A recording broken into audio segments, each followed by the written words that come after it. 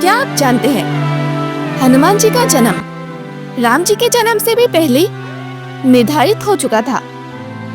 एक ऐसे वानर रूपी भगवान जिसका उदाहरण देवी देवता भी देते हैं। एक भक्त जिसे भगवान ने अपना भाग्य लिखने का अधिकार दिया, और एक लीला जो रामायण के शुरू होने से पहले ही लिखी जा चुकी थी। हम सबका प्रिय हनुमान जन्मोत्सव बहुत ही करीब है, तो चलिए आज हनुमान जन्मोत्सव के इस पावन अवसर पर उस गहन रहस्य को समझते हैं, जहां हनुमान जी और भगवान राम का रिश्ता उनके जन्म से भी पहले जोड़ दिया गया था।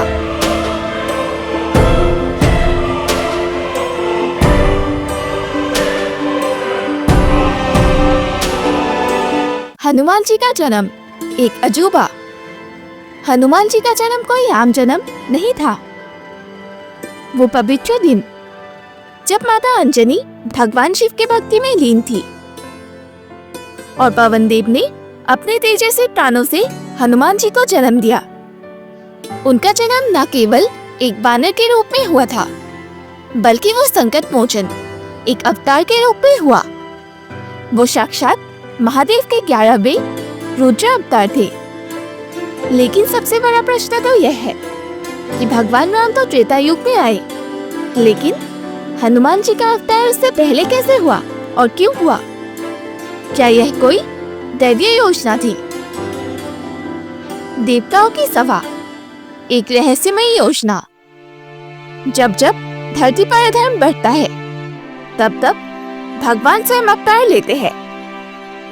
लेकिन इस बार एक खास लीला होने वाली थी। भगवान विष्णु को राम के रूप में अवतार लेना था, मर्यादा पुरुषोत्तम बनने के लिए। लेकिन मर्यादा का अर्थ होता है सीमाएं। भगवान विष्णु के अवतार राम जी, जो कि मर्यादा में रहकर लीलाएं करेंगे, तो उनके लिए एक ऐसे सेवक की जरूरत थी जो मर्यादा से परे होकर उनका काम पूरा करे। इसलिए देवताओं ने मिलकर एक विशेष शक्ति को धरती पर भेजने का निश्चय किया। एक ऐसे भक्त जो स्वयं महादेव का अंश हो और प्रभु राम के भक्ति में पूर्ण रूप से समर्पित हो। साथ ही एक कहानी। हर हर महादेव, काशीवास क्रिएशंस में आप सबका स्वागत है। अगर आप चैनल पर नए हैं तो कृपया इसे सब्सक्राइब करके बेल आइकन दबाना ना भूलें। साथ ही एक कहानी और भी है। रावण का जन्म राम जी से पहले हो चुका था। यह बात तो हम सबको पता है कि रावण महादेव का एक बहुत ही बड़ा भक्त हुआ करता था और वो उनसे मिलने अक्सर कैलाश पर्वत जाया करता था। और यह बात हम सबको पता है कि रावण शुरू से ही अहंकारी था और स्वयं को सबसे बड़ा और ज्ञानी समझता था।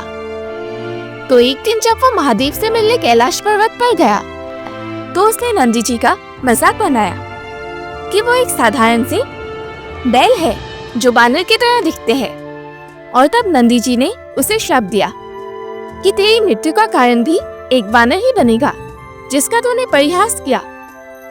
और उसके फलस्वरूप महादेव को बानर के रूप में जन्म लेना पड़ा, जो सदा राम जी की सेवा और चारों युगों में भक्तों का कल्याण कर सके। यही थे हनुमान जी, भगवान शिव से बने हनुमान जी। जब भगवान विष्णु जी ने राम जी के रूप लेने का संकल्प किया, तो महादेव ने कहा, अगर मेरे आराध्य श्री हरि श्री राम का अवतार लेंगे तो हम भी उनकी सेवा के लिए जन्म लेंगे।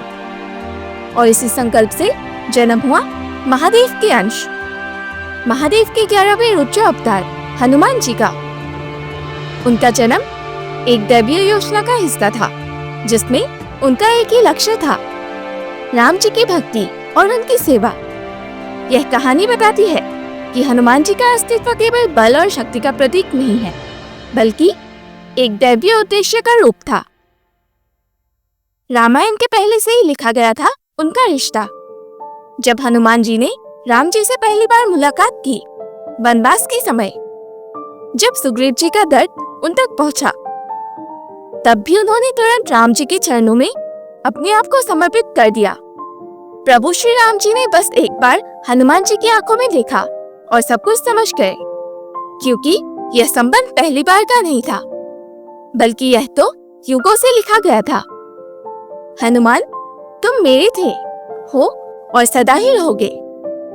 राम जी ने मन ही मन कहा था, जब तक हनुमान जैसे भक्त है, तब तक मुझे अवतार लेने की जरूरत नहीं पड़ेगी। हनुमान जन्मोत्सव का असली अर्थ। हनुमान जन्मोत्सव सिर्फ एक जन्मोत्सव नहीं है, यह उस प्रेम का उत्सव है जिसमें भक्त भगवान से बड़ा बन गया। यह उस श्रद्धा का पर्व है जहाँ सेवा में स्वार्थ नहीं है, सिर्फ समर्पण है। हनुमान जी का पूरा जीवन हमारे लिए एक संदेश है, और वो संदेश है, श्रद्धा रखोगे तो समस्या खत्म होगी, समर्पण करोगे तो राम जी स्वयं साथ चलेंगे, और अगर हनुमान जी जैसे भक्त बन जाओगे तो भगवान भी आपके दास बन जाएंगे।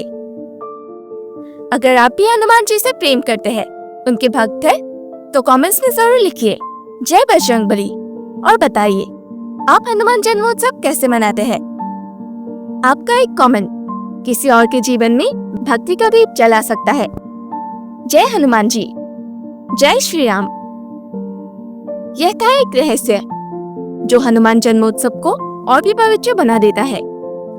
अगर आज की वीडियो पसंद आई हो तो वीडियो को लाइक कीजिए, शेयर कीजिए और काशीवांश क्रिएशंस को सब्सक्राइब करना मत भूलिए। ऐसे ही ज्ञान, भक्ति और रहस्य से जुड़े कंटेंट के लिए सब्सक्राइब कीजिए काशीवांश क्रिएशंस को। मिलते हैं अगले एपिसोड में। हर हर महादेव।